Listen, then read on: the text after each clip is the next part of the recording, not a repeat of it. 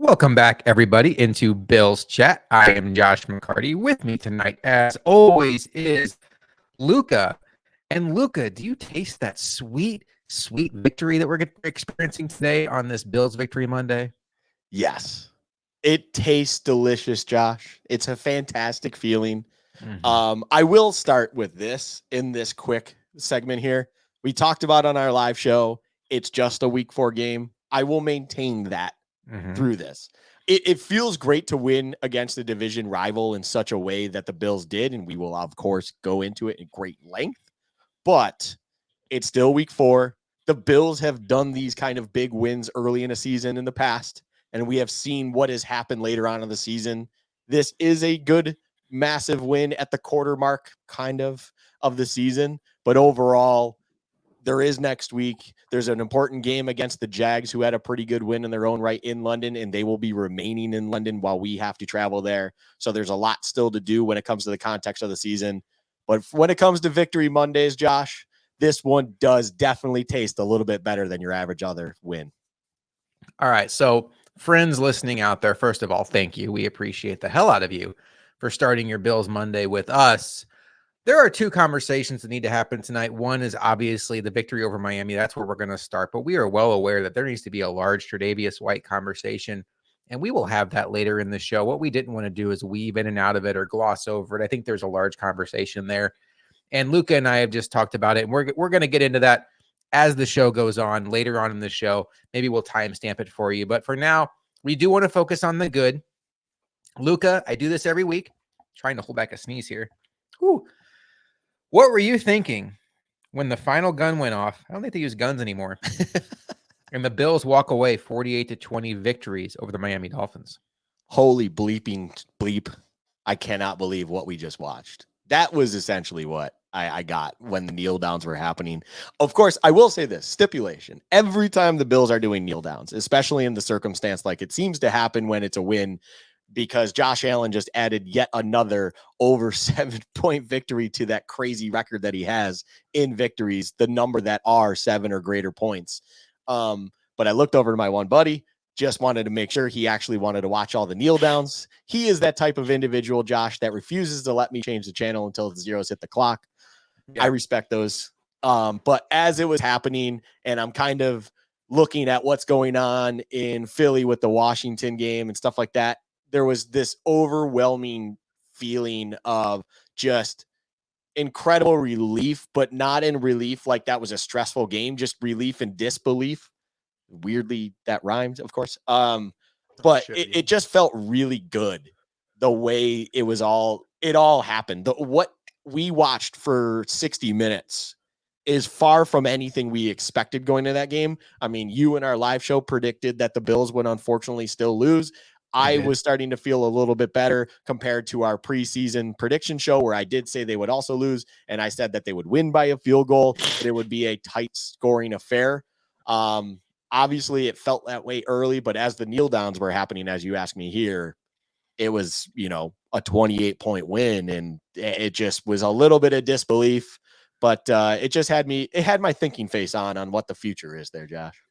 So I will tell you, I'm with your buddy who didn't want to change the channel, and not necessarily because I feel like something's going to go wrong with kneel downs, but I think this particular game, last year, there was such a famous shot after the game ended of Tua hugging Josh Allen, this one in Miami where the Dolphins won.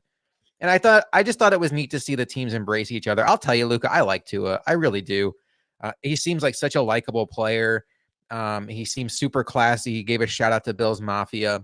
But where my head was at when this game ended, we know about Josh Allen. We know how he reacts when he's doubted. And we know how he just kind of says, when Jerry Sullivan last year was like, this offense doesn't look good enough to compete for a championship, he's like, okay. Now, granted, Jerry Sullivan ended up being right in that regard, not in general.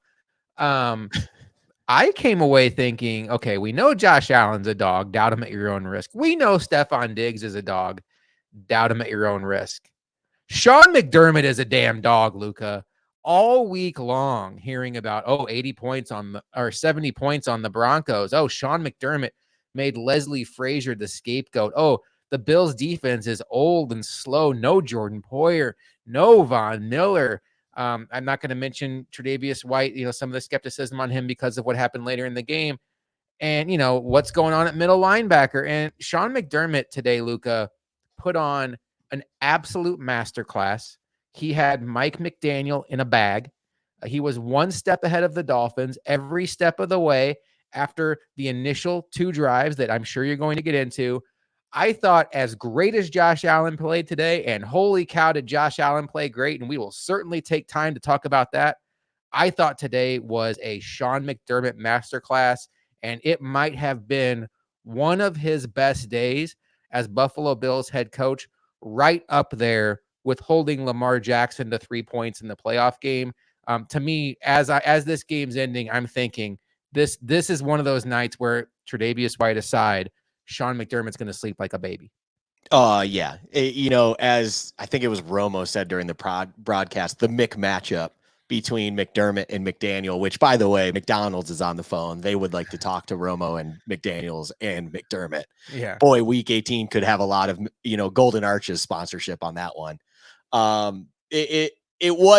It's a weird thing to say when you allow 20 points. I will give that. It does feel strange to be like, oh, a defensive masterclass when you gave up 20 points, especially coming a week after you gave away 3 points in kind of a crappy last second field goal just to put that goose egg off the scoreboard that the opposition did. But I'm with you. I think this week was truly one of those weeks where we saw the class of McDermott and what he can be as a defensive signal caller, and what he is and what he means to this defense and what he can do with this defense was at its absolute best at most majority of the time. And what made it fascinating in the matchup between him and McDaniel, and I know you wanted me to bring this up, as we talked about off air, I feel like this is a perfect time to do that, is the Dolphins clearly have shown us throughout the season so far that they are a rhythm offense, and Tua is a rhythm quarterback. It's not a system quarterback situation or anything like that. But when you're able to hit your first read as much as they do and do it at such effectiveness that they do, they of course put up 70 against the Broncos, basically by hitting their first read every time, because every first read was wide open. But overall, that's how they get things going. What McDermott accomplished was, outside of the design plays that clearly McDaniel had drawn up very well, he clearly is a student of tape. He knows what to attack when he can do so. He puts together a very impressive game plan. Those opening 2 drives, even with a couple little kind of eyebrow raisers that, maybe something could have happened there that stunted a drive, they had successful turnouts. They ended in touchdowns. Beyond that, all of a sudden, McDermott kind of ramped it up a little bit and took that offense and threw it so out of rhythm that they then proceeded to have almost no success from there on out. And you have stats in this game right now. Tyreek Hill had 1 rush for 14 yards. He had, I believe it was 3 catches. 5 targets, 3 catches for 58 yards. Tyreek Hill was essentially a non-factor. One of those catches, his biggest catch, the longest one being 20 yards, was it wasn't a first read play. It was just Tua luckily finding him in the, open intermediate level, trying to pick up the first down, I believe, on a 3rd and long to get one of those touchdown drives going. And if I remember correctly, it was such a well thought out defensive plan that, yes, McDermott deserves all the praise this week. McDermott should even be able to shut up the Colin Cowards of the world who like to down talk defensive head coaches and whatnot, because what he showed is why he is both the perfect leader of men with this team, but then also he justified firing Leslie Frazier and stepping up in a big opportunity and rising to the occasion to get this defense where it was in a dominating win for the Bills. So yeah, I mean, all props to McDermott. He deserves all praises, and it was just a fantastic effort. Now, people are going to be in the comments, so I'm going to save you. Leslie Frazier was not fired. Okay. Sorry. So, Yeah. No. Okay, folks. I know. Now look, you can believe what you want. I'm pretty sure. If you don't want to classify it as fired, I get it.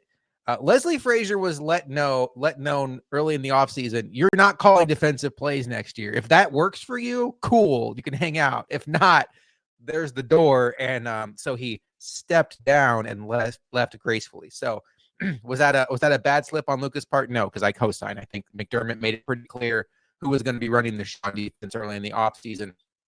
So I mentioned McDermott had McDaniel in a back, and I feel like there's been instances now, even dating back to the game in Buffalo last year, the regular season game, where McDaniel, who overall I think calls very good plays, is one of the best play callers in the sport, but McDermott just seems to be in his head to the point where McDaniel does things. It's like he's sitting there thinking, okay, I should do this, but he's expecting me to do this. So since he's expecting me to do this, I'm going to do this. And it just gets him so out of rhythm. And there were times last year where it just felt like Miami was running the ball at will against the Bills, and then they would randomly throw on a 3rd and 1 and it would kill a drive. And then there were some examples today, Luka, where it really felt like Mike McDaniel just outsmarted himself, whether it was because he was trying to be too cute or what I think was McDermott just had him so spooked that he thought McDermott was going to expect one thing, so I have to zag. And 2 examples I want to give you. 4th and 1, I want to say early in the 4th quarter, and they're running the ball decent well on that drive, and they put 2 in the shotgun and he gets sacked. And it's like, you're not even going to line up under center and make the Bills respect under center handoff. And then the one that really blew my mind, and I'm all about aggressiveness. I'm all about forcing the issue on 2-point conversions when you have a good offense. I need somebody to explain to me why Mike McDaniel went for 2 on that first drive in the second half. What in the world? You're down by 17. 2 brings you down by 9. There's no Tony Romo, hilarious. Tony Romo, I know he got knocked last year for being underprepared. Jim Nantz was like, what's going on with the 2? And Tony Romo's like, it's fun. And he's like, okay, but what about the math? He's like, well, I just checked with the math nerds, and I don't really have a reason for you, but they're telling me that it's more fun. There was no reason to do it, and it just felt like McDaniel, every step of the way, was so spooked by McDermott and his defense that he was going outside of his comfort zone. And whether that's something that he needs to work on internally or whether that's just Sean McDermott having the upper hand, Luka, I thought there were multiple signs today building off of what we saw last year in the regular season that McDermott's just living in his head right now. Yeah, right. I think, as you're saying, McDermott's just living in McDaniel's head rent free. And I don't mean that in the most disrespectful way possible, but the 2-point conversion really is kind of that big one where, so that was happening. And I'll just do a peek behind the curtain moment in our living room here. It was happening. And people, all of us, because like myself and then one of my other buddies, we do kind of really think about, and we have another mutual acquaintance who does think about those kind of advanced analytics a little bit. But then myself and my other friend, we really like to dive into those things. And even us, we're sitting there scratching our heads like, what is the justification? 9 points does nothing for you. Like the only thing I can think of is if you pick, it's a similar philosophy to going for 2 halfway through the 4th quarter when you're down 14. If you are trying to win the game, obviously in that scenario that I just said last, you do it. We saw Green Bay do this successfully in week 3. But in this case, it doesn't make sense. It's like you still have that field goal on top of it where there's that extra possession on top of it all.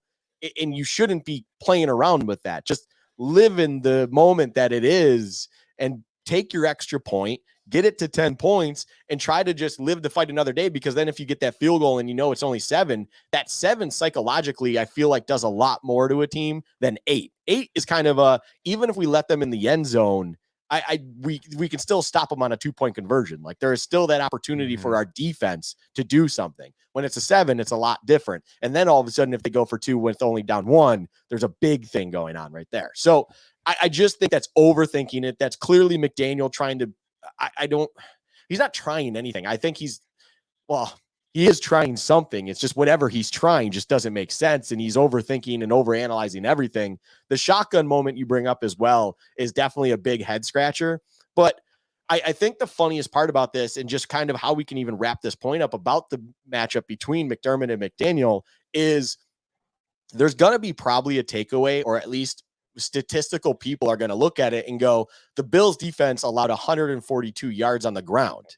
If you take away the 8 carries of Achane and his 55-yard carry alone by itself, the 8 carries for 101 yards, they only had 25, 34, 41 41 yards on the ground, 7 carries, 9 yards for Mostert, 1 carry, 11 yards for Berrios on a end around, 1 carry for 14 yards, as I mentioned already, Tyreek, and then Tua had 2 carries for 7 yards in his own right. The Bills completely shut them down on the ground. And to your point, last year, that was the most successful thing they had against the Bills. They could not be stopped until they stopped themselves by passing it, doing whatever it is that they did. This turnaround, other than Achane springing loose a couple times, the Bills absolutely held their own, and then were also able to still limit the plays over top and not allow any explosive plays in the passing game. And realistically, the numbers kind of lie to you on where this game truly was, and just kind of confirms what we're talking about here, that McDermott really did have an impressive performance with that defense overall and really shut down a lot of the opportunities that never even really came about for the Dolphins offense. And it's just tip of the cap, man. McDermott deserves once more a lot of the praise, and McDaniel just needs to reevaluate on how he manages games and what he does against the Bills, because everything he's doing to date so far just does not work in the end. What a game as far as how it started. I mean, this game started off like a Madden game. And it was one of those moments, Luka, where they're going back and forth in the first quarter and a half. And I don't know about you. I tweeted this out from our account, and I truly felt this way. I said, I don't know if the Bills are going to win this game, but how cool is it to be in this game? This is one of those games where if you're the Falcons and you just got done like barely being able to move the ball against the Jaguars, or if you're the Saints and you have Derek Carr out there just like throwing 3-yard passes, and you're paying attention to what's going on in Buffalo with Miami, where it's like first drive, Bills get the ball. They go, I have it right here. They go 8 plays, 60 yards, touchdown pass to Gabe Davis. Cool. Miami takes the field. 7 plays, 72 yards, touchdown run for Devon Achane. Okay, Buffalo's back with the ball. 10 plays, 80 yards, touchdown run by James Cook. Miami comes back. 7 plays, 70 yards, touchdown run by Devon Achane. Buffalo gets the ball back. 5 plays, 41 yards, touchdown pass to Stefon Diggs. The Bills have a penalty on that drive. Doesn't matter. Next play, touchdown pass to Diggs. 5 drives, 5 touchdowns, and the rest of the league is watching this saying, holy cow, I know there's some studs on these defenses. Can you stop these offenses? At that point in time, I tweeted out, Luka, this is feeling like college football overtime, where any drive that either one of these teams has that doesn't end in a touchdown feels like a massive failure. I'm going to hit pause right there on that comment, because the sequence that happened after that is mind-blowing, and that's where the McDermott masterclass comes in. 5 drives into this game, 3 Bills touchdowns, 2 Dolphins touchdowns. Bills are kicking off to Miami. How are you feeling about this game? Just buckling up. It was a sit in your seat, buckle up. I was on the edge of my couch seat just watching this, and it was fun. Like, as a football fan, it was fun. And I love the college reference, or just kind of like pulling it to that, because even on top of it, Josh, yes, the scoring makes it feel like college, but the emotional level that both teams were experiencing at that moment in time, you had moments like Van Ginkel kind of getting in the face lightly. There's no foul in this, but he did what he did to Allen, and then you saw a little bit of a tussle going on between that. Wilkins, Spencer Brown, of course, gets involved in it a little bit before walking off. Right. Things like that were happening in this game, and it's like the emotions were so high that even at that level, it did have that college feel. It was personal. There's a clear rivalry between the sidelines. And then on top of it, you do have the successful offenses going back and forth nonstop. And you really just didn't know. It wasn't even kind of that game, Josh, where last team with the ball wins in a traditional sense with an NFL game. This was a quite literally, I have no idea what to expect anymore. Just buckle up and let's enjoy the ride. Like, this is craziness. And yeah, you're spot on, by the way. This is incredible to be in this. If you were to tell 2017 us about we will be in this situation in 6 years, enjoying football of this caliber, I mean, I wouldn't even know where to begin and to ask questions and wonder how the heck we ended up there, because I just couldn't believe you. Like at that point, I didn't even believe that the Bills would ever get a competent quarterback, let alone actually have a dynamic offense to match up against another track-like dynamic offense. And you're going to have a shootout right out the gate, and just Lord knows where the game is going to go from there.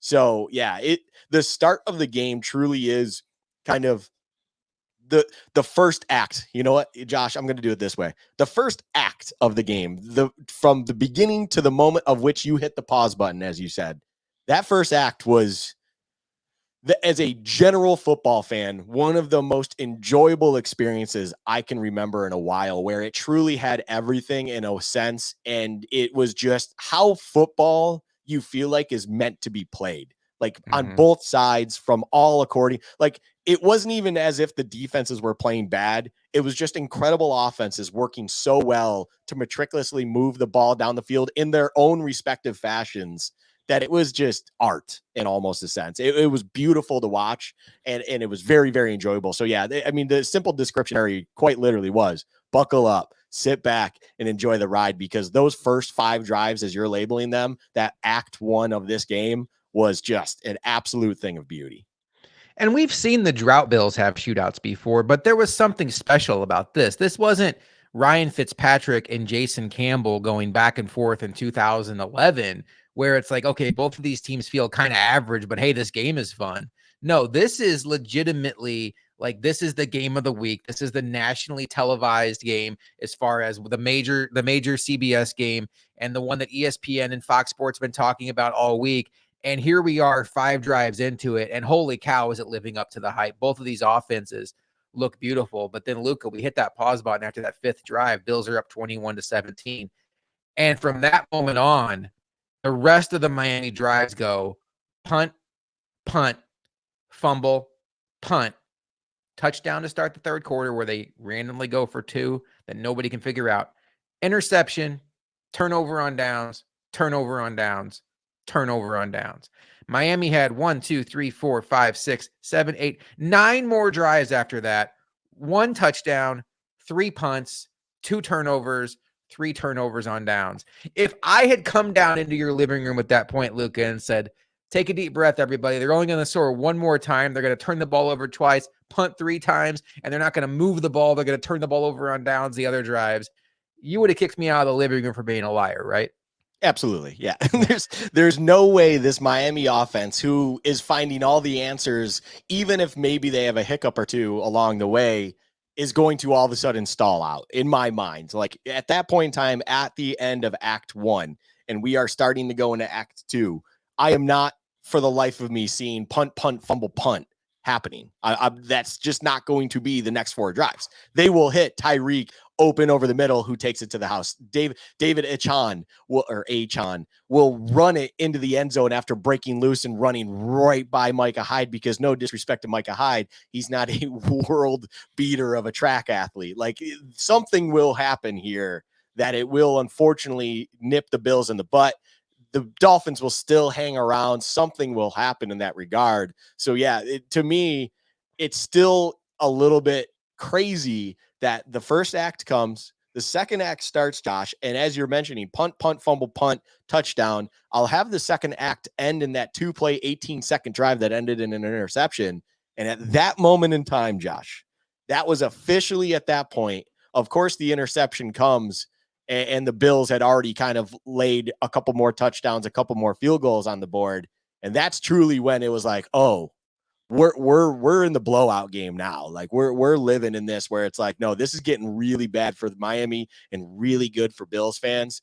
And then just 3 kind of the funny part about the downs drives too, the third act of this game, 5 plays, 20 yards, 7 plays, 63 yards, 7 plays, 64 yards. Miami was doing stuff early and then just stalling out and not able to figure it out at that point in time. You had Gregory Rousseau coming up big, having a 4th down sack there, and then another 4th down sack later on. Like, moments were happening like that, where it's like, yeah, this is a 60-minute complete team effort and complete domination, where the second act and the third act were something that no Bills fan could have even possibly imagined after that first act, as we talked about it, where touchdowns were just happening left and right. Like, it's like, no, all of a sudden the rhythm of the Miami offense was thrown off a little bit. McDermott was doing something that they just were not anticipating, were not comfortable handling, whatever it might be.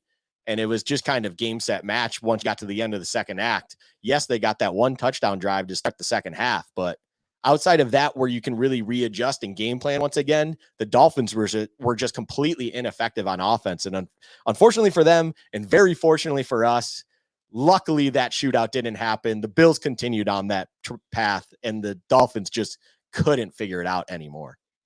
You know where I thought the game really turned? Because you had the Bills were up 28-14. You had Tre'Davious White come within an eyelash of getting a pick six.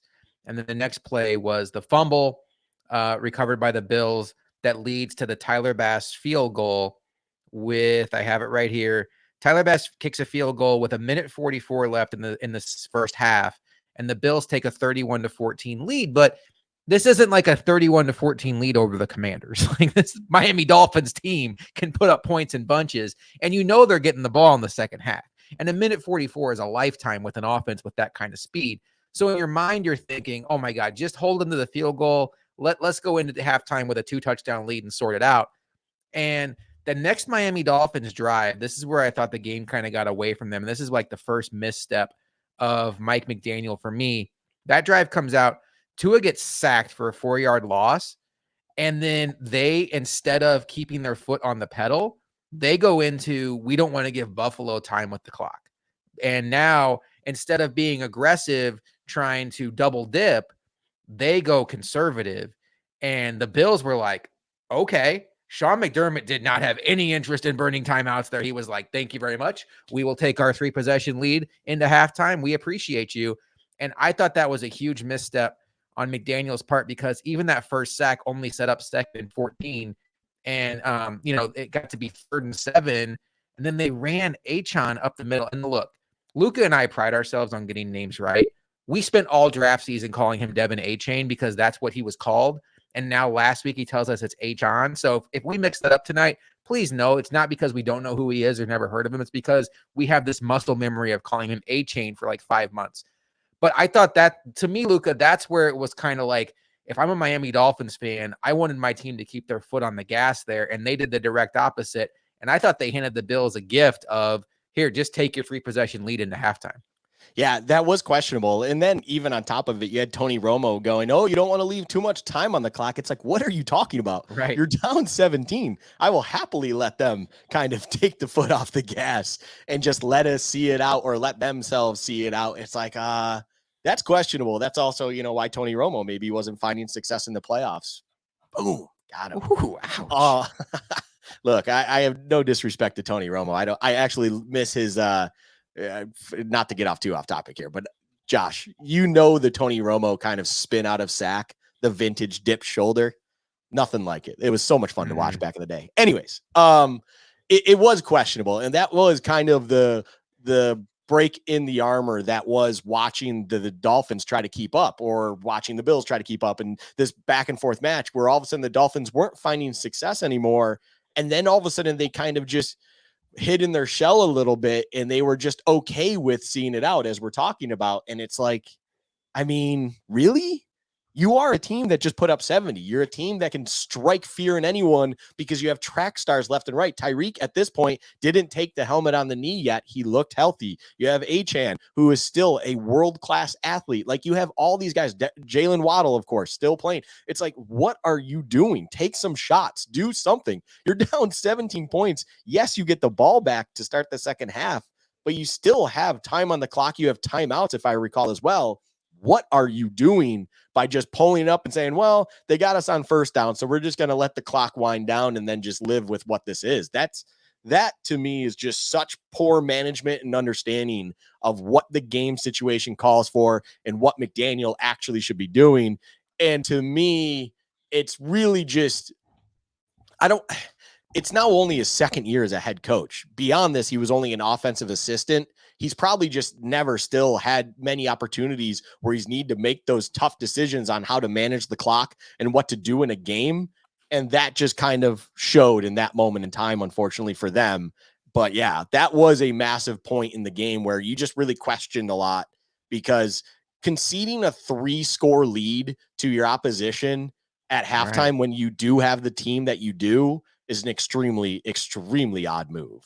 Yeah, push the envelope. Like this is you're down by 3 possessions. You have the best offense in the sport to this point. The worst case scenario, yes, you throw an interception, or you leave Josh Allen too much time, and instead of going into halftime down by 17, you're down by 20 because he gets into Tyler Bass field goal range. But the risk is not worth the reward. Speaking of risk not being worth the reward, one last McDaniel blunder. We don't have to really talk about this. I just wanted to mention it. The challenge in the second half when it was whether or not I want to say it was Berrios. Got out of bounds at the line to gain. I tweeted out from our podcast account. I realize it's 4th and 1 if they don't get this, but you're down by 3 possessions in the second half. You have the best offense in the sport. The risk of burning a second half timeout for 1 yard is not worth the reward. Trust your offense to get the first down. Granted, I had no idea that by trust his offense to get the first down, when they ultimately lost the challenge and lost the timeout, they'd go in shotgun and get Tua sacked. So I have some egg on my face there, but I thought that was just complete mismanagement on his part. Luka, we are 30 minutes into this post-game show, and we have yet to mention the guy that I'm cycling through my head very quickly because there were some really explosive games today offensively for some players, but a lot of them were in the NFC. We have yet to mention the guy that all but certainly will win another AFC Player of the Week award, Joshua Patrick Allen, 320 yards passing, 4 passing touchdowns, another rushing touchdown on the ground, 5 touchdowns in total. He's pretty good. And I will tell you, and maybe we're guilty of this too. All week long, how can the Bills slow down the Dolphins offense? The Dolphins offense just put up 70 points. They have so much speed. What can the Bills do to slow them down? And I feel like lost in that conversation, and maybe we didn't bring it up enough either. The Bills have the superior defense of these two teams. It's not even particularly close. And it was all about what can the Bills defense do to slow down Miami? Well, they held them to 20 points. What can Miami do to slow down this Bills offense that has been great since 2020? And the answer is they can't.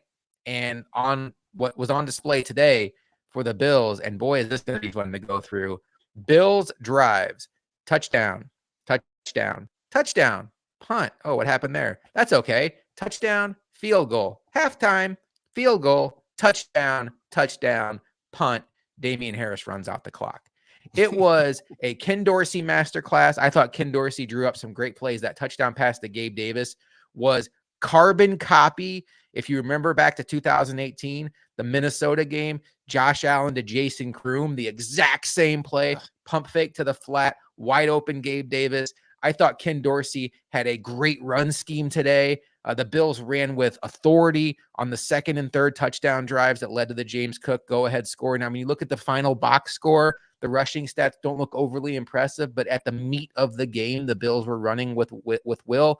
But look at Josh Allen. Look, I know we could almost, there's so many games we come on here and we just like refuse to talk about Josh Allen because we know he's great, and how interesting is that conversation. But on a week when national media were having the conversation of, is Tua the best quarterback in the AFC East? Has Josh Allen fallen out of that top tier? Have the Bills offense fallen behind the Dolphins offense? Look, Tua's great. I think Tua is great, but Josh Allen is also great. And I think he fed off of that disrespect. And unlike Tua, who at moments, and he is not a system quarterback, he is a very good quarterback, but like you mentioned, he's a timing quarterback. When the timing is thrown off, it can throw off his game. Josh Allen is in that special 1%, like Patrick Mahomes, like Aaron Rodgers in his prime, where even when a defensive coordinator draws up a perfect play, Josh Allen can extend the play and then throw a 40-yard pass to James Cook down the sideline. That's what makes Josh Allen different. And I feel like there is a chance. I don't know how this season's going to end. I feel like there is a chance that we look back on this season and think that that Jets game was the best thing to happen to Josh Allen.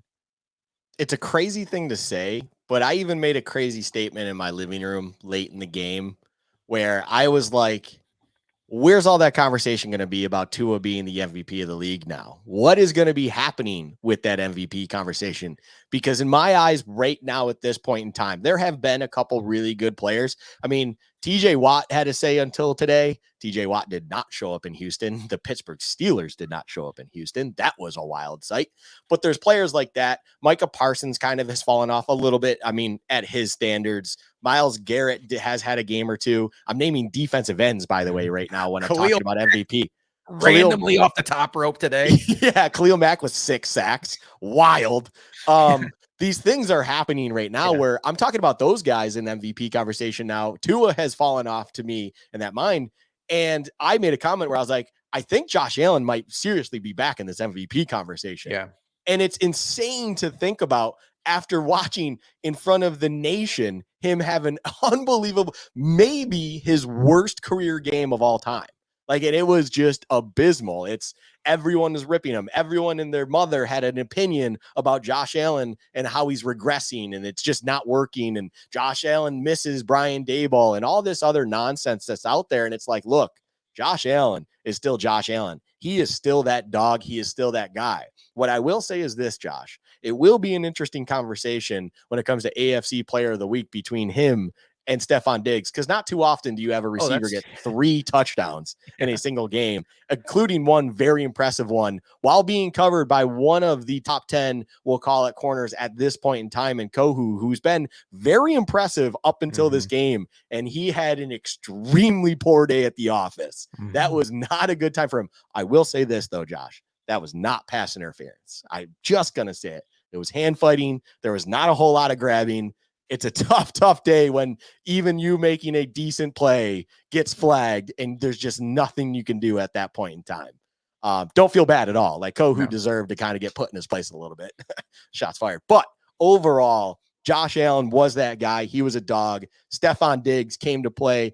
And I love every second of this game, especially when Allen then runs it in and gives the old thinking emoji celebration. And it just makes you know that they are aware of everything around them. They know what's going on everywhere. They're pulling that celebration, which everyone should probably know at this point. I didn't know until after the game was over, so people probably don't know either. So go ahead and explain the background. Like Miami sent out a tweet yesterday about them traveling to Buffalo, and they're all wearing these shirts with just a thinking emoji on there. It still hasn't been confirmed or figured out what that exactly is about particularly, but Allen, Diggs, the Bills in general clearly took note of that and took offense to it and thought it was offensive. It's not offensive. Thought it was in thought of them and kind of them questioning or thinking about, have the Bills lost a step? Are they now the new dog? Whatever you want to say about it. And Allen hitting that pose to celebrate a touchdown. The photo for this thumbnail, the photo you see everywhere. Allen's now back-to-back weeks, by the way, Josh, where he has an incredible picture. Just awesome. He is in the moment right now. Yeah. But they are aware of everything and they rise to the occasion, and they're almost getting to a point where I don't know if they're going out of their way to figure these things out to motivate them after week 1. And they want you to juice them up like a Michael Jordan and the Bulls that we all obviously know about. But boy, is it awesome, because a chip on shoulder Allen who can ball out like this and a chip on shoulder Diggs who can ball out like this, and this offense just humming the way it did. It is just incredible to watch when it's on full cylinders. To go from week 1 when nothing is working, you're fighting for everything, and Allen's just screwing it up, unfortunately, to now, I cannot believe how quick that turnaround is, but I shouldn't be shocked by that turnaround, because Josh Allen just is an absolute beast of a human being, a beast of a quarterback. And I mean, he just, what a performance. What a day for him in the offense. And yeah, there are props that are deserved to be had with the offensive coordinator and Dorsey. There were a lot of things to like about this offense. Is going somewhere right now, it looks like, where I think criticism can maybe take a half step back now. Even things like, why are we running it on second down? Moments like that, which I know individuals, including yourself, Josh, get a little upset with. But I think there's almost something in it in a weird way, where when you see them doing that, that might be them just recognizing maybe the game or the offense is a little bit out of their control in a way of the feel of the game. And they're just trying to make sure they don't screw things up on second downs, so you have manageable third downs. Moments like that are continuing to build confidence, I think, with Josh Allen, with this offense, so that when they are fully going, those runs on second down don't matter anymore, because you can just do whatever the heck you want. and you have a performance like you did today where everything just works in your favor. I think the run on second down is kind of one of those analytical versus coaching points. And I tend to side more with analytics, and I know you probably do too. But I don't think any answer. I don't think there's 100% like they call it gutalytics, like old school coaching. Like I trust my gut, not a computer. I don't think either one is 100% foolproof. And here's what I mean: the run on second down, analytics will tell you if it's 2nd and 10, especially if you have a quarterback like Tua or Josh Allen or Mahomes, you have better odds of getting a first down by throwing it twice because pass plays inherently are worth more than running plays, and everybody can wrap their head around that. But what football coaches will tell you, what Tony Romo even said on the broadcast today, is the best way to stay good at running the ball is continuing to run the ball.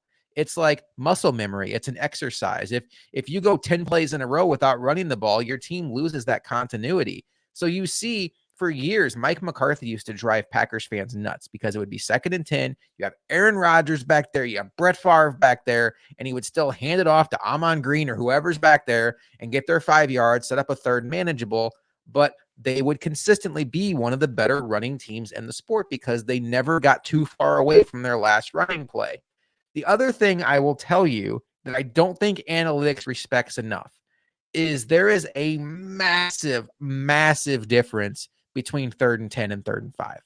3rd and 5, you can do your outlet passes, you can scramble with your quarterback, you can check it down to a running back, you can run the ball, and you can still get it. Where 3rd and 10, the defense can really pin their ears back. So I tend to not like 2nd and long runs. Quite honestly, I'm like most of you out there. I only like them I only don't like them when they don't work. Like if you pop a draw for 8 yards, it's like, hey, that was a cool play. But in general, I tend to subscribe to, hey, stop running on 2nd and long. But Luka, I do think this is one of those larger situations where, sometimes we need to get away from our computers and our calculators and understand that maybe the people that have dedicated their life to this, coaching, understanding human beings, do have a reason for this other than they are just stubborn. Yeah. And that's kind of where I was going with that. It's like sometimes analytics are great. And yes, I do find myself I dive into numbers way too much, although I need to do it a little bit more with sports betting. I'm taking self shots too. Come on, people.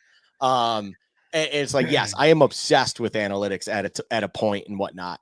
But I actually do find myself subscribing to the thought of, especially if it's a down day, we'll call it, or things just aren't clicking 100% for your offense. I don't mind seeing those runs where, yeah, maybe you're only getting 2 or 3 yards. If you can get it 4 yards, and like you're saying, it's 3rd and 6 now, assuming first down, we'll just say, assuming it's an incomplete or it's just 2nd and 10, whatever you want to call it. That 2nd down run just sets you up in such a better predicament where you can still do anything you want to do. You're not limiting the playbook. You're not limiting what you can call as a play caller. And that is that's always what you want to have throughout an entire game. You never want to feel like you got to dive deep into the playbook or you only can call a handful of plays. You need to call your money plays over and over, whatever you want to call it, just because you need to hit chunk yards or make chunk plays happen. It's like you want to get to a point where anything in the playbook should find you success at that moment in time. And I think that's what running on 2nd down, even when it doesn't seem necessarily like the perfect thing to do, is still probably the right thing to do. Like I'm saying, when offense isn't clicking at 100%. Days like today, I would probably steer a little bit away from it just because everything is working. So just don't limit yourself to only calling runs on 2nd down.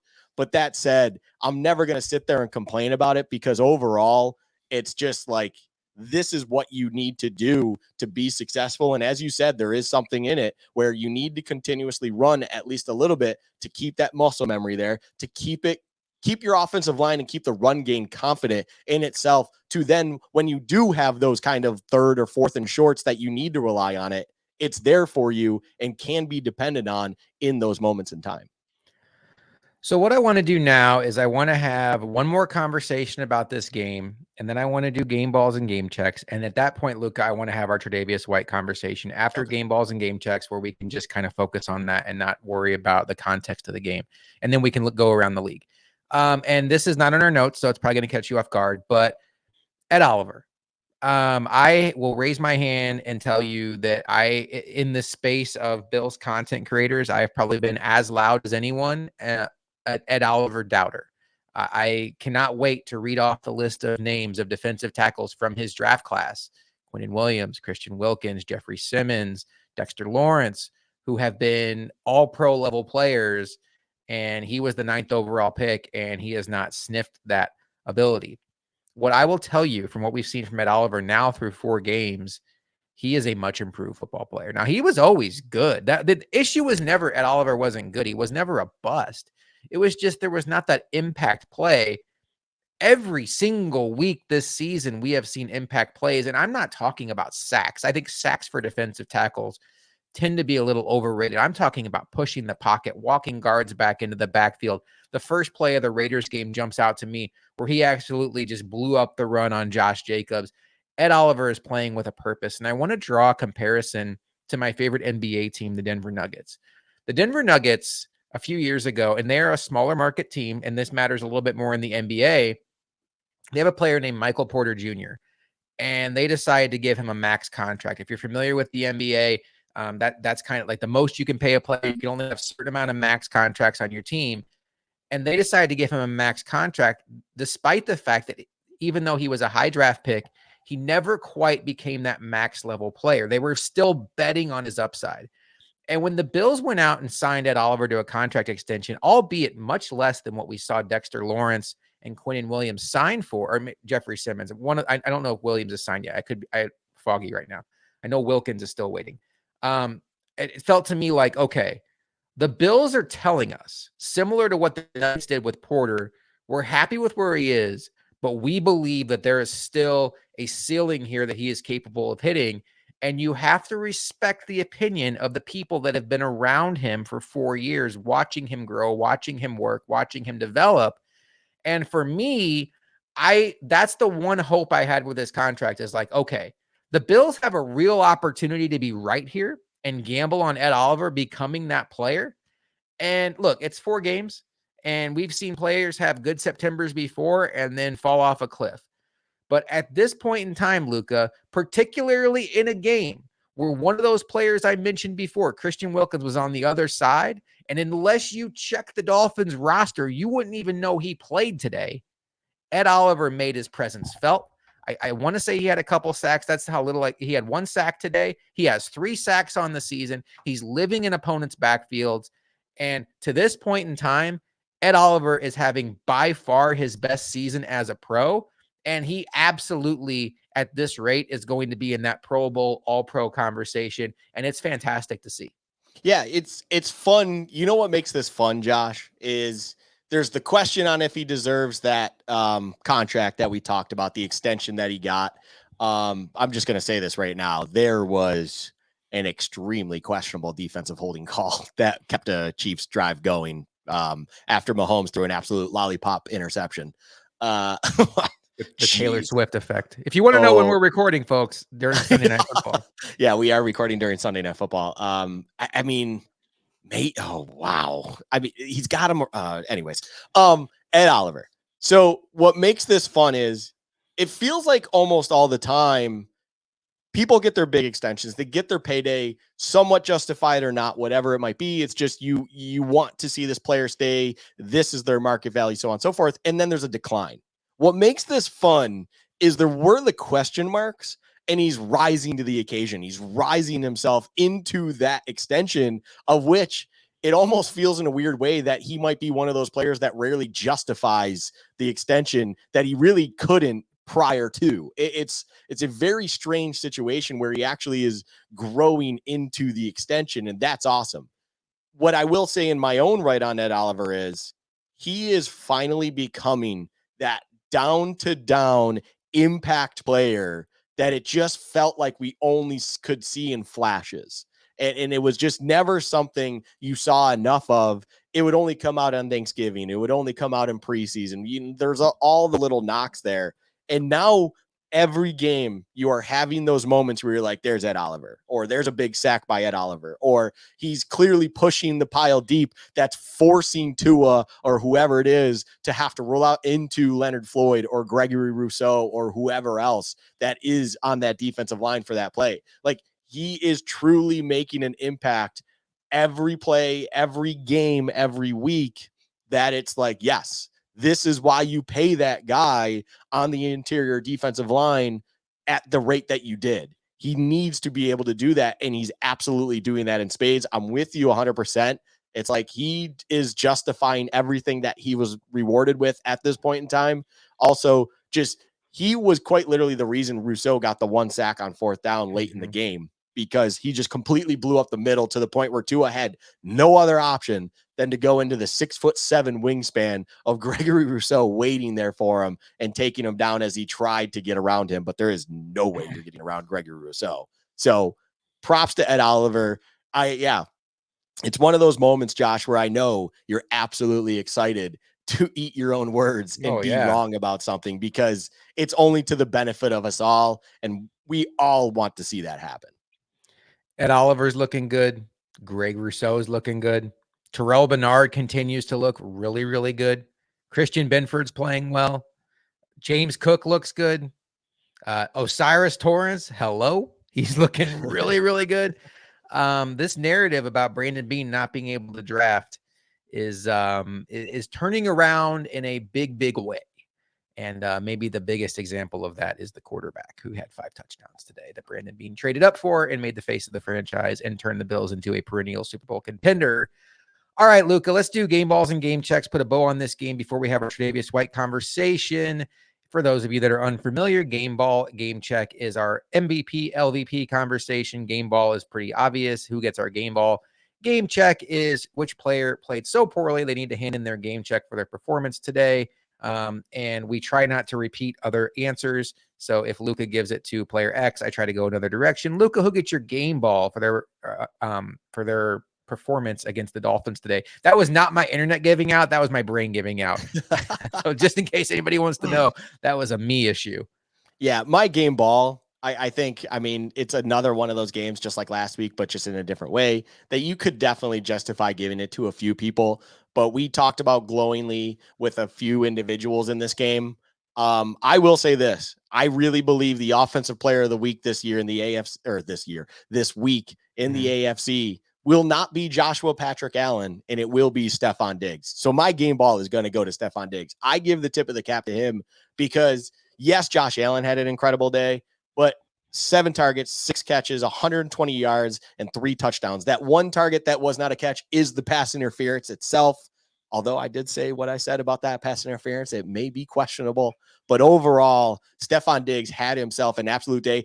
The thing that put him over the top to me, Josh, and I just want to highlight it one more time, is the moment of which he had 2 Dolphins around him and he proceeds to not quit on the play. He spins out of it, runs up the sideline and scores with his arms spread wide. Stefon Diggs, I feel like, doesn't do that very often. He doesn't break through tackles. He doesn't get out of a jam where there are 2 individuals on him. And I even made that comment during the game. It's like, that's not Stefon Diggs' game. And he really just kind of elevated himself in this game. There was clearly a motivational factor. He was in the zone. He was him today. And that is what puts him over the line to me. I think Stefon Diggs was unbelievable. And in a game where you clearly would think the reason Kohu's on him the whole time, and they're clearly bracketing him the majority of the time, he still found himself to be there for Josh Allen and have a big, big day, scoring 3 times. He absolutely deserves all the praise in the world, and he is getting my game ball. Stefon Diggs, take a bow. There are so many ways we can go with this. I'm not giving it to Josh Allen because, one, I don't want to lose sight of some of the other players that did well. Josh Allen's going to get his roses for this. I am so thrilled he's our quarterback, but I want to go in a different direction. I'm going to call out some other guys I'm not giving it to that absolutely have a case. Greg Rousseau, 2 sacks today. 2 had been sacked 1 time leading up to this game. Greg Rousseau gets into the ground twice. I am fired up to go back and watch this game and see how well Taylor Rapp played. Because I cannot remember one play today where I felt like Taylor Rapp was out of position. That's TV copy. Sometimes it's hard to tell. I'm very interested to see how he looked, because I will tell you, I was not the biggest Taylor Rapp guy, but they passed the test defensively today. And I think that's obviously a good sign. I think there's some guys on the offensive line that had a very good day. Josh Allen was held very, very clean. And I thought Micah Hyde, his interception was fantastic. It's good to see him back. You mentioned Stefon Diggs. Josh Allen was really, really good again today.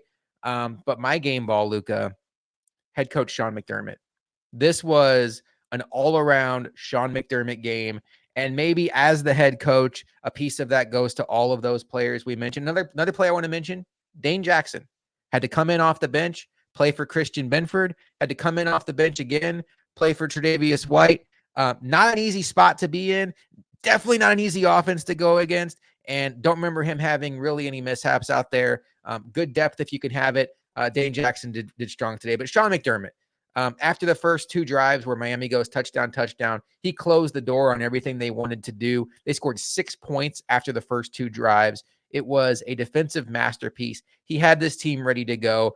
He is such a fantastic leader. He is the perfect leader for a team that plays in Buffalo, because he knows how to pull on the heartstrings. He knows how to get his team motivated for the right ways, not like the classic bulletin board material, but you can just tell this team has a chip on his shoulder, and he has a chip on his shoulder. And the way this team attacked today, I thought it was an all-around great Sean McDermott game. All right, Luka, it's hard.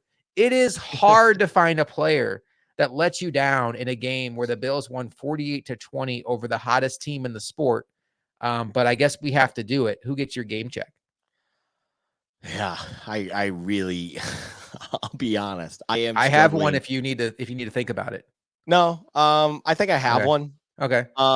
It feels incredibly harsh. Let me just put it that way. It feels incredibly harsh. But there's one individual that comes to mind, and it's for literally one moment. And it was the only time today I found myself going and questioning what I saw, not in a negative, pissed off way, but just kind of wondered why what had happened. And I want to start. This is not me trying to even pile on for what I have said in the preseason going into this season, and kind of where I stood on how I wanted to see certain individuals in this team and utilized. But unfortunately, my game check is going to Khalil Shakir. Damn it, you took mine. Oh, yeah. So the only reason I'm doing that is because he had one target today. Yeah. And it's unfair because he even tried to do everything he possibly could to secure that. The problem I had with it was it almost felt like he was surprised at how fast that ball was coming into him. And then therefore, even though he rotated to try to play, catch it with his hands, he's not trying to, body catch it or anything. He's trying to go up and attack the ball. But it gets to a point where he's like, oh, crap, this is getting to me right now. And he just tries to pin it to the back of his shoulder. It doesn't work out. He doesn't secure that ball. And it's like, you shouldn't be surprised by the velocity of the ball is coming into you. You should be trying to catch that with your hands. If you already got to the point where you're rotating your body in the air, this is the NFL. I feel like you should be able to handle that. And unfortunately for him, he just didn't. And it was just kind of one of those ones where if he caught that ball, Josh, I would have been so hyped for him and everything like that. And it just felt like he was genuinely surprised at the speed it was coming in. So again, insanely harsh to be doing this, but because there really aren't any good candidates, Khalil Shakir gets my game check. So we try not to repeat, but I'm going to use him too, just because otherwise I'd be forcing it. And I do have another example of why he kind of annoyed me today. There was a kickoff when during that hot streak of 5 drives where it was touchdown, a kickoff into the end zone where he brought it out, and he is not an explosive kickoff returner. And he got tackled, I think, at the 18 or 19 yard line, cost the Bills 7 yards of field position. But most importantly, anytime you give the referees an opportunity to throw a flag on a kickoff return, chances are they're going to. And that could have set the Bills up, if a half the distance to the goal penalty. It didn't.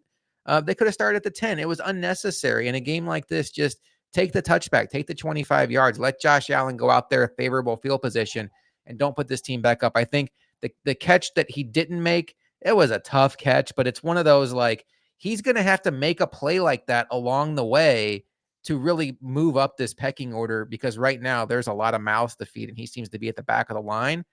That could have gone a long way for him.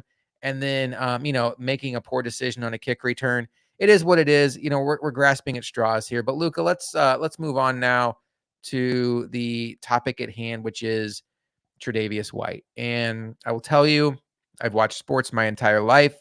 I've seen numerous teams I love lose heartbreaking games. I've been a Bills fan, so many of you can picture some of the games that I have had a broken heart over. The sequence of events where Tre'Davious White gets hurt and then starts losing his mind on the field because he realized what just happened, and then watching Micah Hyde take a knee and try to embrace him, and watching everybody in the Bills uniform understand what was going on for a player that 2 years ago tore his ACL. Um, it was one of the hardest things I've ever watched as a sports fan. It doesn't rate up there with like Damar Hamlin or Kevin Everett, because you were like fearful for these people's lives. So we'll keep it in perspective. Okay. But as far as like the context of what it was, the emotions on his face, the realization that he probably was going through about where his career was going, it almost brought tears to my eyes. I hated to see it. This has been a player that was the first player drafted by the Sean McDermott era. He's been a consummate pro. He's been an absolute breath of fresh air as a player to root for. Everything you want in a player that's like a foundation piece on your team. And it sure felt like maybe today was it for him. And it was a tough scene, Luka. Yeah, it was when it was happening and everything like that, and they were like non-contact, and it's starting to pile on where you're just like, well, show us the video. And they were definitely delayed in showing the replay afterwards because it wasn't involved in the play of which it happened. And it really sucks, honestly. When it happened, Tre wasn't really, I mean, he's in his coverage spot and everything's like that, but it really, it's almost like one of those moments where it's like, it sucks that somehow that wasn't avoided, because there was nothing there's nothing he could have done. There's nothing you can do in those situations. And as you see the video, he comes up limping. As then they showed right after that, he spikes the helmet backwards. He's visibly upset. He's audibly upset. You can hear it. You can see it. You see the team coming around, everything that's going on. There was this in my living room. There were people that are like, well, they're only reporting an ankle and stuff like that. And I didn't want to be that person, but I was like, they reported the same thing for Aaron Rodgers. Another person. Well, he got back up. And I was like, Aaron Rodgers got back up and he sat right back down. Like, there's just those moments when like a person will know when something massively wrong happens to them. Like today, another injury, Matt Judon, he all of a sudden immediately grabbed his arm and was like, what the heck just happened? And they're fearing that it's a complete tear of his bicep. Like when something of that severity happens, a ruptured Achilles, a torn bicep, like something, a piece that is being held with high tension snaps, and for Tre, it's obviously piled on with what he dealt with the knee injury and where he's at in his career. And we had talked in earlier episodes where it's like, it clearly is visible that he's taking angles that he might not be able to run down anymore and things of that nature, where age and injuries are stacking up against him at this point in time. It does bring that thought of, is this it? Like, and I was like, so I was really a Debbie Downer, I'll be honest, in the living room. And I didn't mean to be that person, but it was almost my way of kind of, it's how my head works. I'm just seeing the whole picture all at that moment in time. And I was like, well, the Bills are most certainly opting out of his contract. And someone's like, well, that's probably what he's thinking about. I'm like, no, he's thinking about the massive injury he just sustained. He's not thinking about that, but that just becomes the reality of it. And now you really question if he's going to be able to do anything else moving forward. And to happen to someone like Tre White, someone who is so likable, both inside that dressing room, outside with the fan base, and even around the league. Like you could hear it with, of course, Nance and Romo. You can hear it when you even hear your Florios talking about it and stuff, where there is a genuine pain felt when talking about it, because this is not just an injury of a player. This is a massive injury of a player who's already coming off of a massive injury, who really felt like it was kind of on the downturn, unfortunately, already. This becomes no longer just what can he do to get back on the field next year? It's, is he going to be back on the field? It's now welcoming that conversation that's so unfortunate, and it's painful. It's absolutely painful. The moment of him picking up the play call sheet that blew in the wind on the field, and him part of the Tre White Goalie Academy, and all those moments and all those things that build up an individual such as himself, to see it quite literally pop away on the field at that moment in time when the team is buzzing in a massive game, and he's kind of the first building block of what this team is. He's one of those first guys that McDermott, of course, brought in, and it's just, it's him and Milano, and now all of a sudden Tre's gone, and that secondary is going to be different. And yes, this is kind of why you have the corner depth that you have, but it's like, you can't replace Tre White the human. You can't replace Tre White the individual.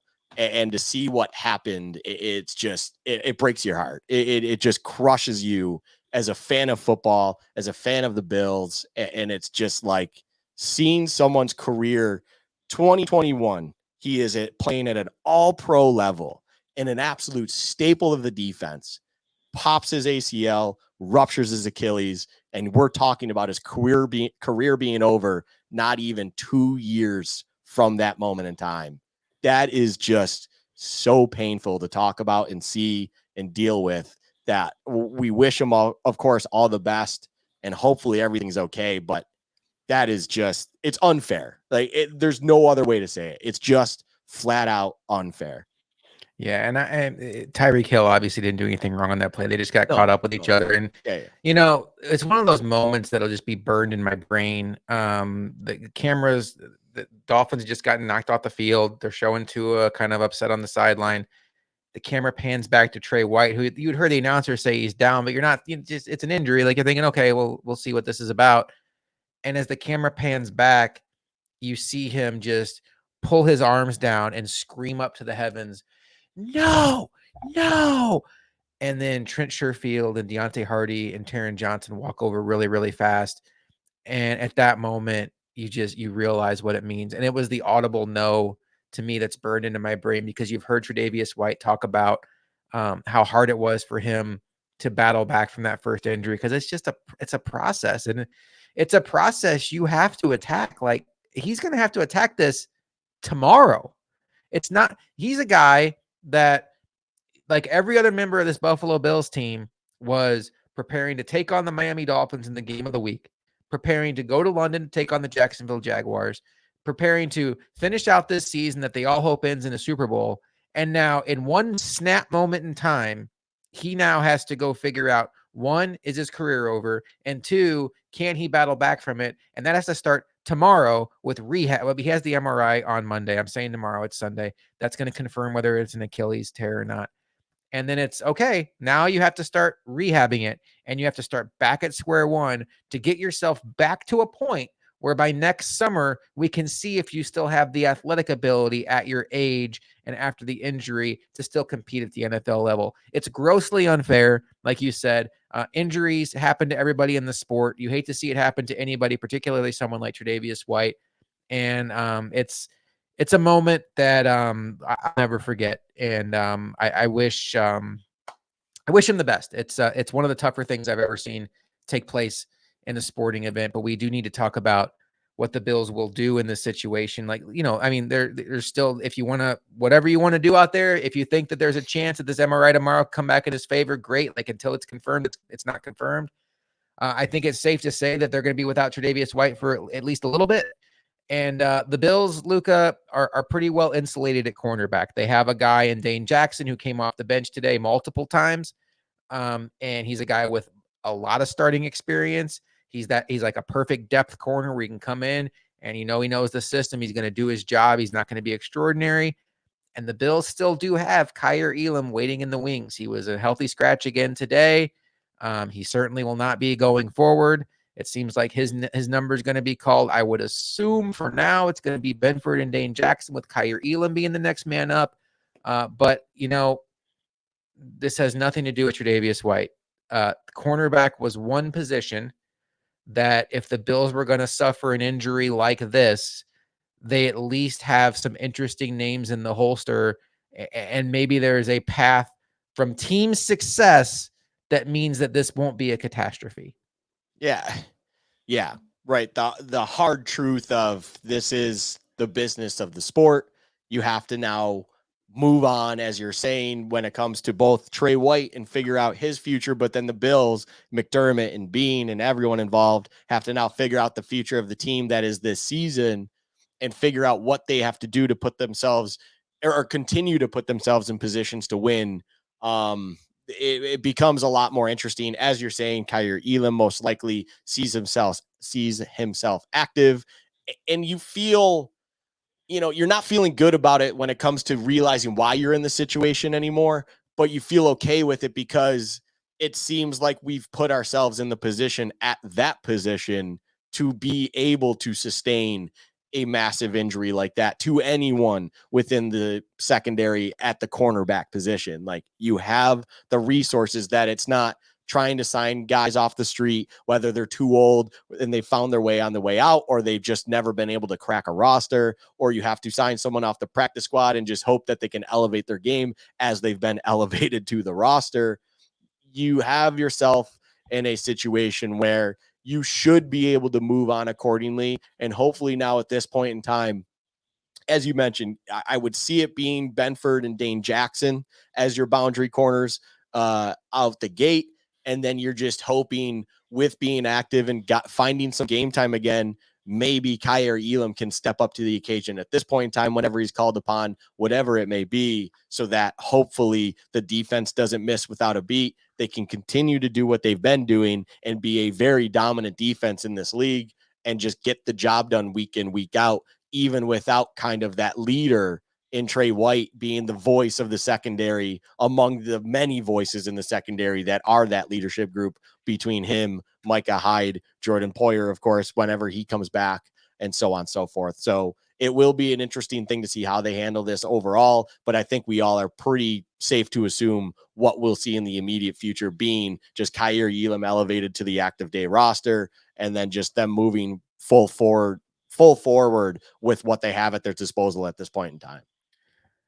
The Bills do have two cornerbacks on their practice squad, Kyron Brown and Jamarcus Ingram. Ingram popped a couple times in preseason. He had a couple days in training camp.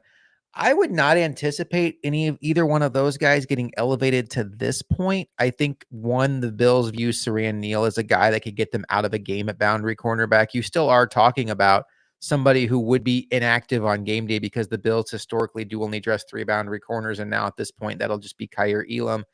They will have to make room at some point for Von Miller to make his way back to the roster. And that's where I assume Tre'Davious White, that's where that roster spot would go to. Kingsley Jonathan, I know, is more of like a 1-for-1 with Von Miller position wise, but I think he's popped enough now that the Bills probably don't want to risk losing him to waivers. So, it'll be interesting to see. A lot of times in the NFL, unfortunately, the sad reality is these things kind of work themselves out. There may be another injury along the way that makes the roster decision easy for the Bills. There's been some chatter out there, not from anybody connected to the team, but some of the medical experts on Twitter, that maybe the situation going on with Jordan Poyer could require. This is speculation, folks. This is not sourcing. The situation with Jordan Poyer could require some like cleanup surgery mid-season to give him the best shot to be his best version of himself come November, December, and then that could put him on short-term IR. So there's a lot of things for this Bills team to sort out. We'll see what happens with Poyer. But obviously, the larger point here, Luka, is we are both obviously, like all of Bills Mafia and all of the NFL, wishing Tre'Davious White all the best. And, he is one of those unique players. There's Ryan Fitzpatrick was this way, where even if you're not a fan of the team, I would say Tua is probably this way, quite honestly. Even if you're not a fan of the team, it's hard to find somebody who dislikes him. And it's always like, okay, you're not on my team, but I like that guy. I feel that way about Tua. Like I want to dislike Tua. I really do. But what can you dislike about this guy? Like everything. Salty Tua, sassy Tua that's come out to play this year, Josh, has made Yeah. him a lot more likable. Yeah. Another guy that I'm surprised you didn't bring up, Nick Chubb, with his injury earlier Oh this yeah, year. that's a great That's call. another massive one that it would just be so hard to find anyone that doesn't like him. It's weird that we're finding ourselves in a season where you have a Tre White, a Nick Chubb, so on and so forth, where these massive injuries are happening to these individuals. Nick Chubb somehow, I think, if I remember correctly, avoided massive knee injury. And I think it's only just a torn MCL and then Oh maybe wow. a strained ACL. Like, it was crazy. Like, you thought basically his entire knee exploded. And next thing you know, I think they came out and it was just one of his CLs had torn, which good on him, man. He's got some strong knees and legs. But overall, yeah, I definitely think Tre White is in that conversation with, and I especially with the sassiness. I love when you have a player that is self-aware of things and then on top of it is willing to kind of snip back at media, not in a angry or aggressive way, but kind of, you know, what's the term I'm looking for, in a salty, sassy, or kind of just where they're petty, where they're very petty, and they'll bring up whatever it is that they need to kind of highlight whatever the conversation is and just show you that, yeah, I'm aware of what you all say about me and it is what it is, or whatever it might be. So I think Tua's getting into that category. I'll agree with you there. Yeah, I really like Tua. It's hard to it's hard. It's a love hate thing. I don't know, it's tough. But okay. All right. I want to kick it around the league with you, but I do have one final topic that just came to my brain, and let's play a game. If we were going to, from the Bills' perspective, rank teams in the AFC who scare us the most, as in, I told you, okay, Luka, I'm coming down right now, and I'm telling you who the Bills are going to be matched up with in the first or second round of the playoffs. Which team would you fear the most? I will tell you right off the bat.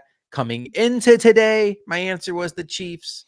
Before this game ever played out, my answer was the Chiefs. Mahomes and Reed, just scary, scary, scary stuff in January. Plus, they have 2 rings. So there's a level of looseness that goes into that they don't have the pressure of the world to finally get over the hump. So the Chiefs would be my 1. And coming into today, Miami would be my 2. Where are you at right now? Who in the AFC would be the number 1 fear factor team for you for the Bills? Chiefs. I mean, until you knock the king off the stoop, it's always the king, and the king is the Chiefs. You have to respect it. You have to respect that. It's the old saying of, you never bet against Belichick and Brady. You don't bet against Reed and Mahomes. You always stick with them. They are what they are until you finally have not even just flashes of decline, but a long track record of it. Like what we're seeing now with Belichick is like, okay, maybe we can bet against Belichick because he Oh let my Dallas gosh. beat the crap out of him. That was his worst defeat in his career. So that was an interesting one.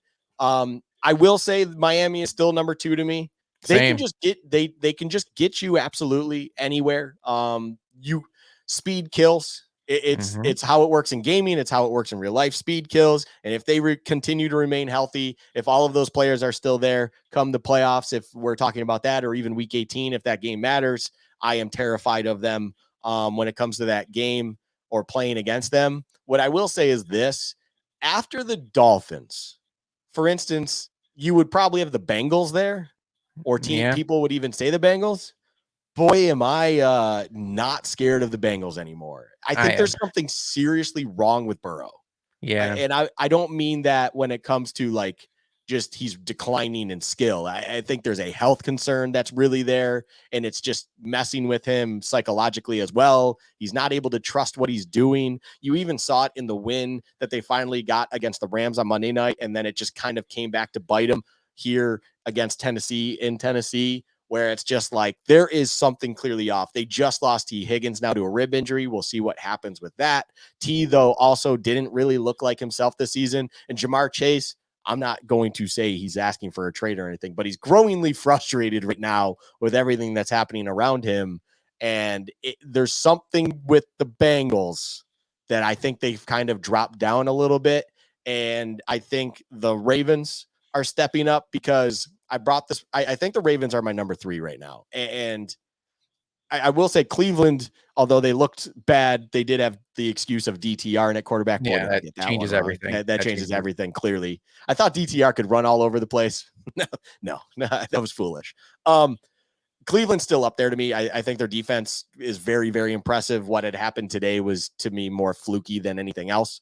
But kind of opposite of that, the Ravens aren't running on all cylinders. They're not going. They have injuries, although the Ravens are one of those always injury-riddled teams.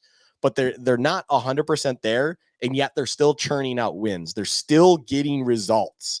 Yes, they lost to the Colts, but they lost to the Colts in overtime. They easily could have won that game if Justin Tucker just does what he normally always does and kicks a 61-yard field goal through the uprights. Like, they are that close to 4-0.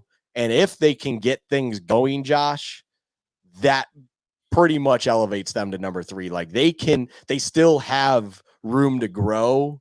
And that is terrifying as they also keep winning games along the way. So right now, I think I have it Chiefs as a clear and concise number 1. Dolphins to me are the number 2. The wild card in the team that I think's propelled themselves to number 3 is the Ravens, because they're not clicking 100%, and yet they're still getting confidence and wins. And then they still have that guy Harbaugh as their coach, and never disrespect a great coach, because Harbaugh has been there, done it. He's won it all, of course, with a guy like Joe Flacco, who just decided to have 4 incredibly otherworldly games in a stretch. And it's, that's just all it takes sometimes. So yeah, the Ravens are number 3 to me. And Lamar Jackson is an absolute wild card. Like, he's unlike any other quarterback in the conference. Maybe Anthony Richardson. I would not expect him to be in the playoffs. Oh my gosh, I am crushing so hard on Richardson and Stroud right now, and it's not just because I want to be right about why I don't think the Panthers should have taken Bryce Young, but holy cow, Richardson and Stroud I'm mad they're in the AFC, but man, they're fun to root for. Couple things quickly, just piggyback on what you said. I don't have a problem with what Jamar Chase said, but holy cow, if you swap the Bengals for the Bills today and the Bills lose like the Bengals did, and Stefon Diggs has a press conference like Jamar Chase did, national story. Jamar Chase, probably not even going to be mentioned. It's food for thought. Bengals get right, they'll be scary, but I will tell you, I'm also going to take the L on the Chargers. I am done with the Chargers, Luka. I will tell you, it took me so long to get over this hump, and you always just tell me, Josh, you don't have to beat the Chargers. Just sit back and relax. They will beat themselves. Just watch it happen. Luka, you're younger than me. You've seen the movie White Men Can't Jump, right? Yes. Okay. Woody Harrelson's character, self-destructive human being. Yep. So I don't want to play spoiler alert. The movie came out in the 90s, but the theme of it is every time he gets one step ahead, he takes 2 steps back because he makes bad decisions. At the very end of the movie, again, spoiler alert. I'm sorry, folks. It's been 30 years. Go see the movie. He finally gets his girlfriend back after he convinces her, hey, I'm done being a degenerate with our money in gambling. I'll finally get a real job and be the guy you want us to be. And we just won this big tournament together. We got the money we need. We can get everything we want to out of life. And on the way to go celebrate with her, he makes one final bet and loses all the money. And that's where the whole White Men Can't Jump because he can't dunk. That's the Chargers.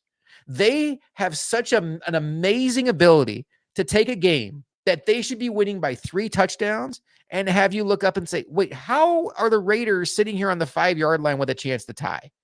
How are the Vikings sitting here with a chance to tie? What is happening here? Every single Chargers game comes down to the end, and by the middle of it, you're thinking, oh, the Chargers are going to win by 30. I can't with this team, Luka. There's a scary factor about what they can be at their ceiling, but they don't even play at their ceiling for a full game. It's always up and down, up and down, up and down. We saw how great they could be the first half in Jacksonville last year in the playoffs, and they blew it. So kudos to you. Chargers going to Charger, and I'm with you on that. Yeah, it's funny. I love what you said in the middle of that. Because that exact moment happened. I snapped my head right over to a buddy in the living room. It was addressed to everyone, really. But I looked up and it's like Khalil Mack's doing his thing, sack after sack. Justin Herbert's doing great. And eventually they started slowing down a little bit. And Aiden O'Connell looks like he does not belong in the league. Nothing's working for the Raiders. And all of a sudden it registered with me. I looked up and I'm like, how is this game only 2 scores? How is this a 14-point game right now? This feels like a 30-point. At that point in time, my main screen was that game. Luckily, that was the one we were we'll just leave it on the main screen, Josh. We were just we'll just watch. That'll be the main one. Turns out that was the best game of the 4 o'clock slate by far.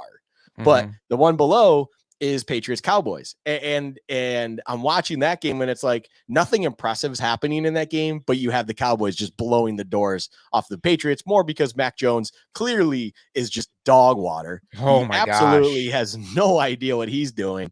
And we can officially crown him an absolute nonsense bust. And it's incredible then what you consider Josh McDaniel was able to do with that offense and rookie year Mac Jones to get them to that wild card game, which then inevitably Josh Allen pitched a perfect shutout. But overall, it's like that Chargers team and that Chargers game was the antithesis of everything about it, because even in a game where it feels like they are in fact blowing the doors off the opposition, as you said, there is a chance for the Raiders to tie this game with 2.5 minutes left. It's like, what? How are we here right now? This makes no sense. If you eliminated a scoreboard, Josh, and you got to halftime, and then you took a poll and go, what do you think the score of this game is, to the person who doesn't understand the scoring structure, but just understands competitive sports, if that's possible? Like, say you did it to the average fan overseas. You'd be like, what do you think the score of this game is right now at this point in time? They'd be probably like, I don't know. Chargers are up 5 scores, like something of that nature. It's like, no. This is actually just a 3-score game.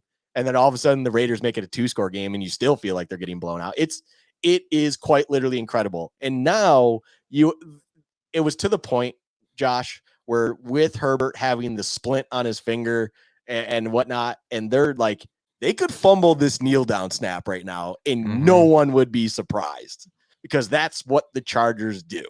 We have seen I have won a fantasy matchup, so it's etched in my brain. The Chargers have fumbled a kneel down snap to lose a game before.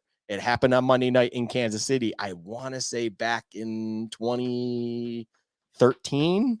Anyways, that's happened. So the Chargers just do this thing where no matter how good they are, no matter the situation, they will lose. There's a reason I triple bet them when they were up 20 something points on the Jags in the playoff game. There's a reason that you just continuously bet against this team. It's because they will never let you down if you do so, and they will always prove you right. And boy, do I love being proved right. So yeah, just until the Chargers fire Staley and also change their team name from the Chargers, they will never, ever, ever reach the climax of success. It just will not come. This has kind of been our spinning it around the league. We've touched on a lot of games here, and I want to go back to one thing about Miami being 2, because that was the whole point of this conversation. Was despite the fact that the Bills won 48-20, we both still very much respect the Dolphins and think that they're going to be in this for the long haul. I think what happened today is something that we mentioned on the Friday show is very much within the realm of possibilities. You have 2 great offenses, which means on any given day, one of those 2 teams can blow out the other. And that's what happened today. I think if the Bills and Dolphins played tomorrow, one, they'd both be pretty tired. If they played next week, I think I could still see it being a flip of a coin game. Maybe the Bills are favored by 5 or 6 because of recency bias, but I wouldn't be stunned if Miami won.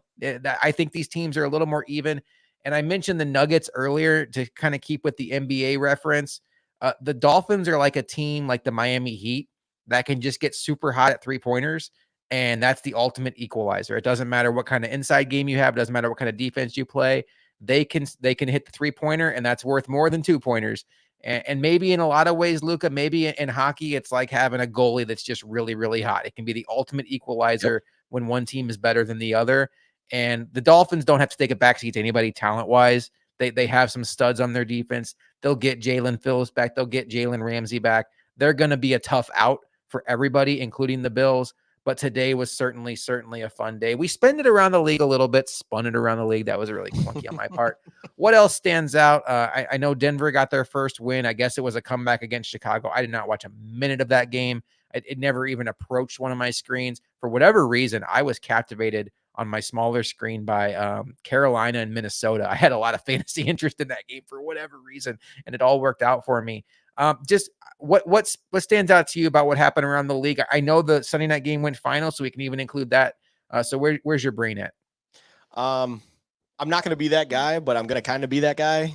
Boy, did the officials bail out the Chiefs. I think in the end, I do think the Chiefs win that game. I don't know if, even though Zach Wilson appeared to kind of, I loved seeing what we saw at the end of this game, although I and then anyone else, unfortunately, Josh did not get to see it. At the end, when the Chiefs were doing their kneel downs, Patrick Mahomes was able to scramble, pick up the first down, not score a touchdown to end the game because they had kneel downs at that point in time. There was Alan Lazard and Randall Cobb huddled around a squatted down Zach Wilson, and Zach Wilson was clearly upset. Like, I don't think he was tears crying, but he's upset. You can see that he's just disappointed that they lost that game. And I don't know if he feels it's massively his fault. He shouldn't. I will say that Zach Wilson did nothing wrong in this game that made it feel that way. If anything, for a large chunk of it, he was outperforming the king himself, Patrick Mahomes, and props to him. But his teammates were comforting him. And it kind of goes against the narrative that you saw the media putting out there, and even not to the, to kind of the fault of the Jets of last year where they were walking around with Mike White shirts on. It's like this team clearly doesn't necessarily despise Zach Wilson like it seems we've been told. There's something there that I feel like if you're worried about Zach Wilson's confidence, if you're a Jets fan or anything of that nature, and again, I'm not saying he's going to be a world beater all of a sudden. I am still maybe holding on to that deep lingering thing that I'm like, I did like him coming out into the draft. I did too. Yeah. But there's something that happened tonight, I feel like, that even if you're a Jets fan who feels like all hope is lost, you saw something tonight where I think Zach Wilson is no longer the Zach Wilson of old. And hopefully something happened here that can be built upon, that the team can kind of rise up. Saleh can be a great coach and rise up and get something more out of him that maybe can propel you into future years of something rather than nothing on this investment that you feel so negative on, because he made some throws today, Josh, that were incredible. And it was like this, if you can just be this and not make all of those boneheaded plays you do outside of this, you can be something. And it's like, you just need to be that. And I will say on top of it all, like I said, or when I started this point, that hold on Sauce Gardner, defensive holding to give a first down after offensive hold backed up the Chiefs when Mahomes ran for the first down that first time. That defensive hold on Sauce Gardner that then Saleh lost his mind on was awful. Absolutely abysmal. It is a reactionary call to movement by the wide receiver as Sauce Gardner is essentially just holding his arms out to keep it. It's a thing you just do to, you're physically making sure he's within reach of you. You're not grabbing him. You're not doing anything of the sorts. You're just kind of draping your arms out there to just justify to your brain and yourself that you are within reach, that you can still make a play. And because you see MVS, who is the receiver on the play, jerk an emotion that he did, the referee goes and throws a defensive holding flag on that. And that is just Bush League. That is horrible. This might have been one of the top worst sporting officiating weeks I can remember in some time, Josh, because in multiple sports, not that I will get into the other one, because there was to a critical level error that happened in another sport. Again, don't want to get into it, but it was some awful, childish, stupid officiating that we've seen around the league that it's just, I genuinely feel bad for Jets right now, because they should have probably, because by the way, if that defensive holding is not called, Mahomes threw another lollipop interception. Although I think he does that because he just sees what he perceives to be a hold. Yeah. Right. He sees a flag, so he's just drawing attention to it. So I'm not thinking he'll do that. He might throw it away in this situation because there really wasn't anything there. And overall, I think it would have been a long field goal attempt at best.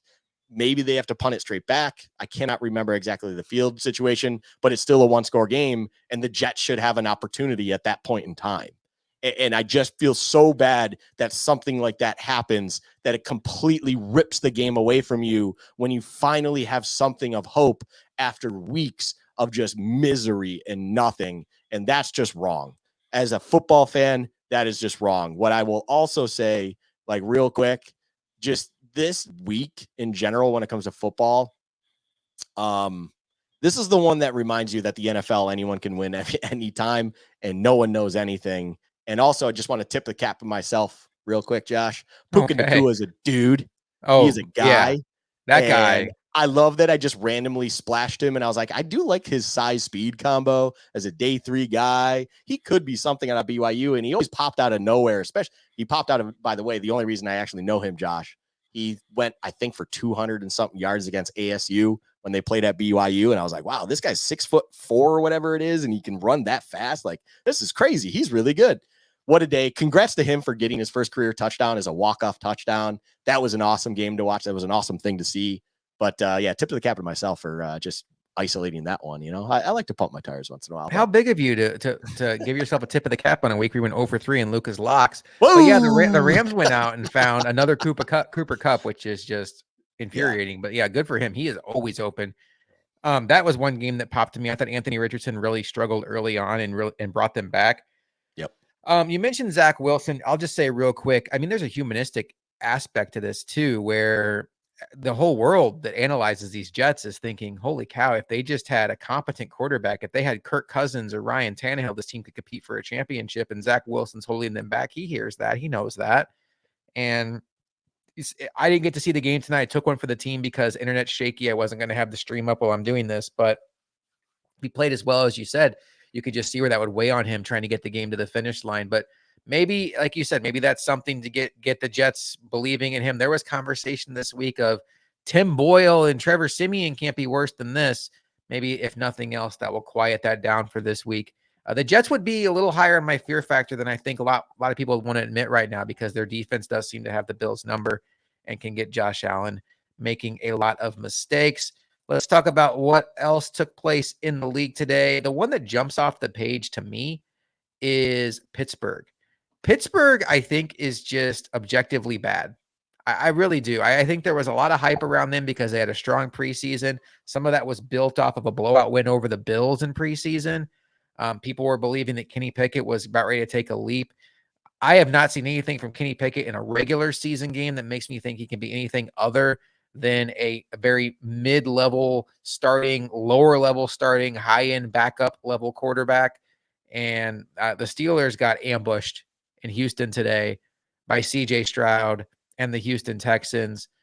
Luka, I know this was a game that was on your Luka's locks. I'm not bringing this up to twist the knife, but I think with the Steelers, there's such a muscle memory for us to be like, okay, Mike Tomlin, like this is the kind of game he wins. He's going to get 9 or 10 wins every year. So you start adding them up. Well, of course, they're going to beat the Texans. And holy cow, did they not only lose, but they got embarrassed. Tough conversations happening on Pittsburgh sports radio tomorrow. Oh yeah. I'm with you. The Steelers, it's funny. So we just talked about the Jets a little bit, and now we're talking about the Steelers. And I feel like they're both in extremely similar situations, but are trending in different directions, but not in the directions that you would think they would be trending. Does that statement make sense to you, Josh? Yep. Because Mm-hmm. the Jets have something where it's like there is still a promise of hope somewhere deep in misery, of course. But all of a sudden, I think Zach Wilson just provided you an uptick here. And the defense is incredible, and it's young. The reverse now is happening in Pittsburgh. Kenny Pickett's young, yes. George Pickens is quite literally one of the biggest wasted talents in the NFL right now. They just don't know what to do with him. And I'm starting to buy into this conspiracy theory that I think Rich Eisen pitched, but he said it kind of tongue in cheek and just randomly, where it's like maybe they're just purposely not using him so they don't have to pay him $30+ million when the contract time comes. Like, because what other explanation is there for what we're seeing? And then it's just a waste of an elite defense where eventually they fold. Although I will say this, I do, even in my mind, I go, oh, TJ Watt. Can't think of the primary opposite edge, but then there's Marcus Golden, even as kind of their third man rotated in, which is a great third man rotation for an edge rusher. You have a nice interior defensive line as well for them in their 3-4 scheme. And like the front seven as a unit is pretty sound and solid. I think their secondary is a bit overrated. Yeah. You have Patrick Peterson there, but he's kind of on the very back end. Mika Fitzpatrick is a very good player. I just think he does somehow disappear at times randomly, that it just doesn't make sense. Levi Wallace is Levi Wallace. I don't think he's any Yeah. better or worse. He just is what he is. And that's just what they have to lean on. And it can be had if you have a guy like who should have been the first overall pick due to his talent and skill set in CJ Stroud, who can dice you up because he can also move around. Look, I don't understand how Bryce Young becomes the first overall pick. I'm going to die on that, whatever happens from this point on. You draft the guy with talent and skill. You do not draft the guy who just blows you away with his brain, even though he is undersized and overwhelmed physically at the sport that you're trying to draft him in. It just doesn't make sense to me. But overall, Kenny Pickett, Josh, is making a case where the number one quarterback to come out of the 2022 NFL draft class is the one and only Sam Howell. And he's the only one that's start worthy potentially because you have Kenny Pickett, Malik Willis, Desmond Ritter, Matt Corral, You're Bailey forgetting a big Zappi. one. Oh, no, I was going to wait to the end because he I'm was the last sorry. pick. Skylar Thompson and Brock Purdy. And look, all respect to Brock Purdy. I think Sam Howell is just a better quarterback himself. If you put Sam Howell in San Fran, I think you'd actually see better results at the quarterback position. Again, all due respect to Brock Purdy. You have to do the job you're put in, and he does it at a very good level. But Sam Howell is becoming what, in my opinion, is the best quarterback in that draft. It is looking like one of the worst quarterback draft classes that I can recall in a long time. I will also say this. I think it's, the 2019 NFL quarterback draft class is turning into one of the best. I think it's 2019. I'm trying to recall. 2019 would be Daniel Jones, Dwayne Haskins, Drew Lock. So I think maybe you're thinking 2020. Yeah, 2020. 2020 is turning into one of the best quarterback draft classes of all time. Okay. I was thinking about it the other day where I'm like, there's no misses. There's no misses right now. Burrow, Herbert, Tua. Yeah, that's the one. Yeah. Okay. Yeah. And then even as you go deeper into that draft, like it's just like Hurts. there are, like there's just no misses. Like that, what we thought 2018 quarterback draft class, 2020 became that draft class. Like it's like, holy crap, there are a lot of good quarterbacks that came out of that. So, but overall, yeah, Pittsburgh is a disaster. Pittsburgh is unbelievable, the most overrated 2-2 team in the NFL. I will not trust in them anymore. I still don't trust Denver more than them, but regardless, that game in itself, by the way, Josh, shout out to that game, living up to the $1.5 billion. Bears going up 28-7 and still finding a way to lose to Russell Wilson and the Denver Broncos. What a game. Like absolute blockbuster. If it wasn't for Bills Dolphins being at 1:00, Josh, that would have been main screen material by halftime. It's like, what am I watching right now? Great. If the Bills Dolphins was the epitome, like I said earlier in our show, of being what football can be at its best, Bears Broncos lived up to exactly what it was. What football is at its absolute worst. It was incredible. Justin Fields for 3 quarters looked like a legitimate NFL starting quarterback, and then it fell apart. And it was like, oh no, it's Justin Fields. Okay. You mentioned a lot there. I will tell you the bright. No, you're good. That's what this segment's about. The Bryce Young thing, because I don't want to pile on Bryce Young. I think he was a fine prospect, but the year you take someone like Bryce Young would be a year, like you said, where the options are Kenny Pickett or just a very raw Malik Willis, or the year you mentioned where, okay, Kyler Murray goes first. Maybe Kyler Murray is kind of like Bryce Young in that regard, where you take a gamble on the guy that's the undersized outlier. Kyler Murray has skills to him that Bryce Young cannot sniff, by the way. Yeah. But still, like that's a year where you're like, okay, Haskins is a little shaky. We don't know what we have in Daniel Jones. Drew Lock's a little shaky. So we're going to go with the undersized guy in Kyler Murray. There were 2 quarterbacks in this draft. CJ Stroud was checking every box for what you want physically, production-wise. Anthony Richardson, much like Josh Allen, created in a lab physically, and it's just like, do you have the patience to hone those skills? There was no need to take a risk on the physical outlier that was so small that we've never seen somebody be successful at that size in the sport. And that's what I think Carolina's going to have to live with. I'd love to see Bryce Young do well. I don't root against these guys. He's in the NFC. I have no reason to root against him, but that's going to be one that stings for a while. Okay, Luka, final question for you before we get out of here. Do you think that a little more than 8.5 seasons is enough time to gauge whether a head coach is good or not? Yeah. Okay.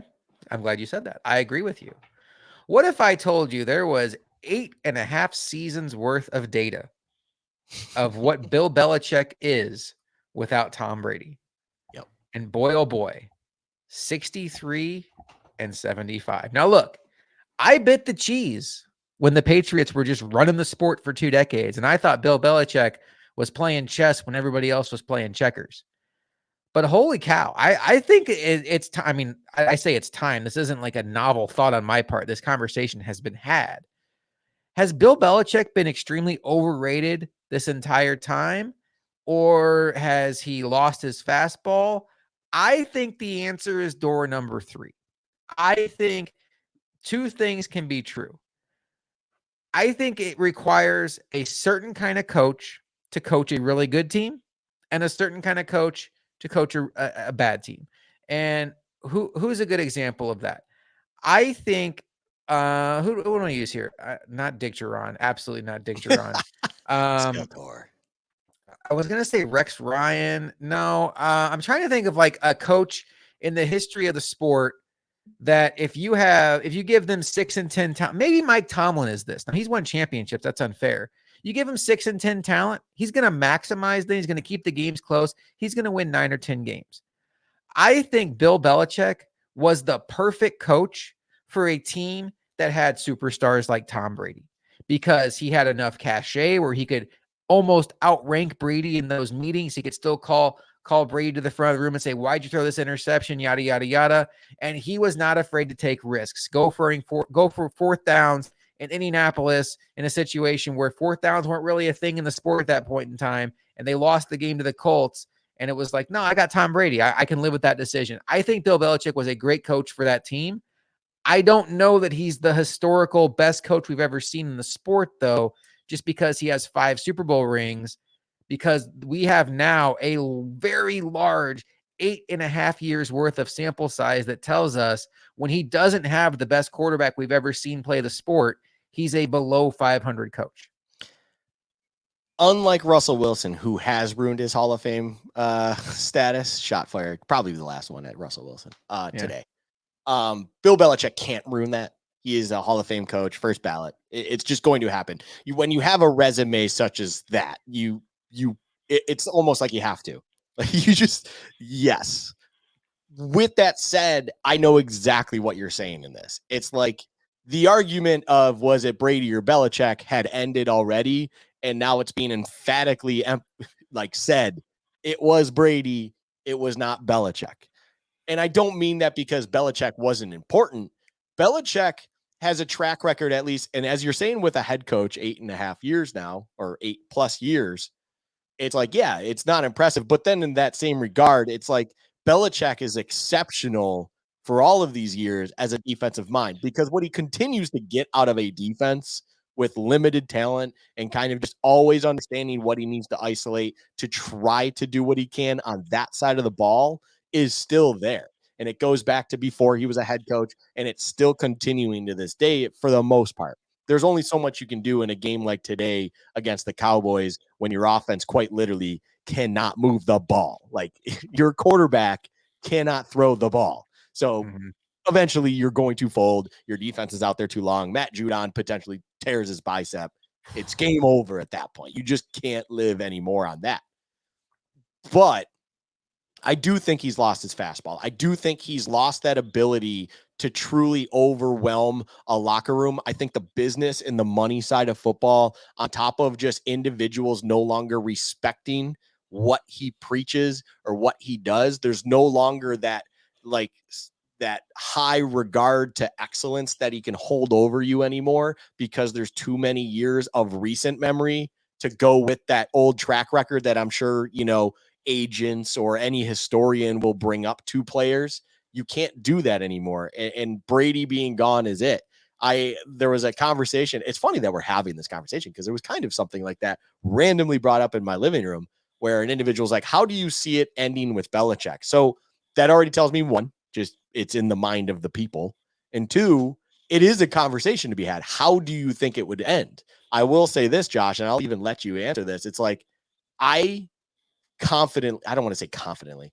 At this point in time, I can absolutely see the most likely outcome being that he just steps away from the game. He steps down after this season with what we're seeing right now. A mutual acquaintance we have said basically the same thing, but after 2024, when he tries one more go of it. And then my other friend who brought up the question said that he could see where it's a mutual of parting of ways when he couldn't put a timeline on it, but it will happen. Like there will be just the mutual parting. I think it's going to be Robert Kraft is just that kind of guy who will just let it be at Bill Belichick's discretion. But overall, I don't think Belichick likes to lose. I don't think he likes to be unsuccessful. And the way that this season's going, unfortunately for him, I can absolutely see it where you could probably even I can even see a press conference happening like after when there's like 2 weeks left and he just essentially finally throws out that hint like it might be over in only a Belichickian way. And then after the season, he announces after that final game and that final press conference, he finally gives the media a little bit of meat to chew on where he announces that he's going to be stepping down as head coach of the Patriots. And that just feels right to me, to be quite honest. And it's just, he's lost it. Like it just comes. It just comes with time. Like the game just moves beyond you. The game stops for no one. Like everyone was throwing mud at Jerry Jones for his Jim Irsay, which he said a very kind of brash and probably shouldn't have said what he said when it came to the Jonathan Taylor situation. But the message actually in there was accurate, and it's the game stops for no one. The game will always move on. No one is bigger than the shield. No one is bigger than the NFL. And that even applies to a great coach like Belichick or any player that plays in that game. Yeah, I think it's one of those things where it'll be tough to fire because he's just like the day he moves on, there's going to be a statue outside Foxborough, but it still is the Boston market. You know, they expect championships in that city, and they certainly are competing for them on the football side of things right now. And when you're looking around for who to blame for why the team's in shambles right now, it all comes back to Belichick. Who runs the draft? Belichick. Who picked Mac Jones to be the franchise quarterback? Belichick. Who drafted Isaiah Wynn, Sony Michel when better players were on the board? It was Belichick. Why was the cupboard bare when Tom Brady left? He runs the show. So why did Matt Patricia, who had never called an offensive play in his life, get handed the keys to an offensive team last year? That Belichick.